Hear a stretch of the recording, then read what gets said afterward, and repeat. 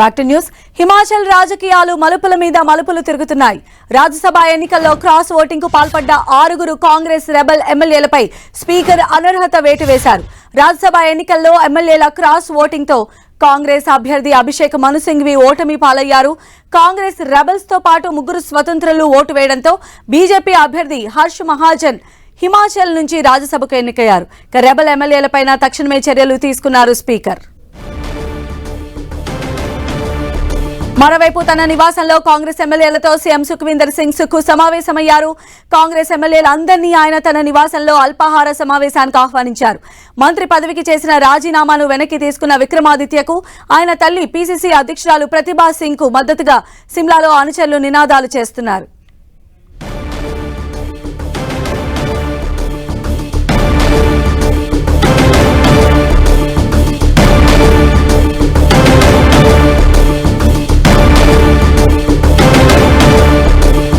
హిమాచల్ రాజకీయాలు మలుపుల మీద మలుపులు తిరుగుతూ ఉన్నాయి. రాజ్యసభ ఎన్నికల్లో క్రాస్ ఓటింగ్ కు పాల్పడ్డ 6 కాంగ్రెస్ రెబల్ ఎమ్మెల్యేలపైన స్పీకర్ అనర్హత వేటు వేశారు. రాజ్యసభ ఎన్నికల్లో ఎమ్మెల్యేల క్రాస్ ఓటింగ్ తో కాంగ్రెస్ అభ్యర్థిగా ఉన్న అభిషేక్ మను సింఘ్వి ఓటమి పాలయ్యారు. కాంగ్రెస్ రెబల్స్ తో పాటు 3 స్వతంత్రులు కూడా ఓటు వేయడంతో బీజేపీ అభ్యర్థి హర్ష్ మహాజన్ హిమాచల్ నుంచి రాజ్యసభకు ఎన్నికయ్యారు. వెంటనే ఈ రెబల్ ఎమ్మెల్యేలపైన స్పీకర్ తక్షణమే చర్యలు కూడా తీసుకున్నారు.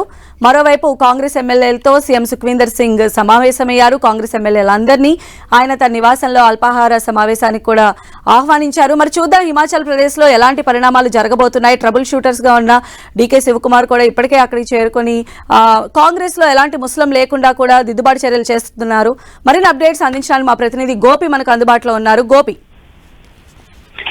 హిమాచల్లో ఎవరైతే రాజ్యసభ ఎన్నికల్లో 6 బీజేపీకి అనుకూలంగా ఓటు వేసిన కాంగ్రెస్ ఎమ్మెల్యేల పైన స్పీకర్ అనర్హత వేటు నిర్ణయం తీసుకోవడం జరిగింది. స్పీకర్ కుల్దీప్ సింగ్ 6 కాంగ్రెస్ ఎమ్మెల్యేల పైన అనర్హత వేటు వేయడం జరిగింది. ఒక పక్క బీజేపీ బల పరీక్షకు డిమాండ్ చేస్తున్న తరుణంలో ఇప్పుడు అనర్హత వేటు వేయడంతో వారు కోర్టును ఆశ్రయించే అవకాశం కనిపిస్తోంది. ఇప్పటికే ముఖ్యంగా అవసరమైతే ప్రభుత్వాన్ని కాపాడుకునేందుకు అన్ని రకాల చర్యలు తీసుకుంటామని చెప్పి ఏఐసిసి ఇటు డీకే శివకుమార్ అలాగే భూపేంద్ర హుడ్డాని ఇటు హిమాచల్ ప్రదేశ్ పంపించడం జరిగింది. అక్కడ ఎమ్మెల్యేలతో అసంతృప్తులుగా ఉన్న ఎమ్మెల్యేలతో చర్చలు జరుపుతున్నారు. ఇటు ముఖ్యంగా విక్రమాదిత్య సింగ్ మాజీ ముఖ్యమంత్రి వీరభద్ర సింగ్ కుమారుడు మంత్రి పదవికి రాజీనామా చేయడం జరిగింది. అతనితో పాటు అతను సన్నిహిత సహచర ఎమ్మెల్యేలందరితో కూడా చర్చలు జరుపుతూ ప్రభుత్వాన్ని నిలిపేందుకు కావాల్సిన చర్యలన్నింటినీ కూడా కాంగ్రెస్ అధిష్టానం తీసుకుంటుంది. ఇందులో భాగంగానే స్పీకర్ ముఖ్యంగా నిన్న గవర్నర్ ని కలవడం జరిగింది. బల పరీక్షకు బీజేపీ డిమాండ్ చేస్తున్న సమయంలో స్పీకర్ ప్రధానంగా నిన్న 15 మంది బీజేపీకి సంబంధించిన ఎమ్మెల్యేల పైన బహిష్కరణ వేటు వేయడం జరిగింది. అలాగే ఈ రోజు 6 ఎమ్మెల్యేలు ఎవరైతే బీజేపీకి అనుకూలంగా హర్ష్ మహాజన్ ముఖ్యంగా విజయం సాధించడం జరిగింది. 34 ఓట్లు ఇటు అభిషేక్ మను సింఘ్కి 34 ఓట్లు హర్ష్ మహాజన్ కి రావడం జరిగింది. అయితే టాస్ లో హర్ష్ మహాజన్ విజయం సాధించడం జరిగింది. అయితే ఎవరైతే పార్టీకి విరుద్ధంగా వ్యవహరించారో వారిపైన అనర్హత వేటు వేయడం జరిగింది. సో దీనిపైన ముఖ్యంగా అనర్హత వేటుకు గురైన ఎమ్మెల్యేలు కోర్టును ఆశ్రయించే అవకాశం కనిపిస్తోంది.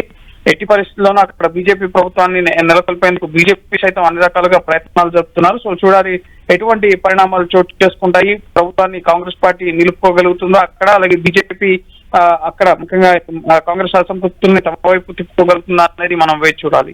అయితే గోపి, ఒకవేళ సీఎం క్యాండిడేట్ కి సంబంధించి అసంతృప్తితో ఉన్న వాళ్ళని బుజ్జగించడానికి కావచ్చు, లేదా ఫర్దర్ గా కాంగ్రెస్ పార్టీని అధికారం వైపు తీసుకెళ్లడానికి కావచ్చు, ఒకవేళ ముఖ్యమంత్రిని అభ్యర్థిని మార్చాలి అనేటువంటి ప్రతిపాదన పైన కాంగ్రెస్ పార్టీ అధికారాన్ని నిలుపుకునే అవకాశాలు ఉండొచ్చా?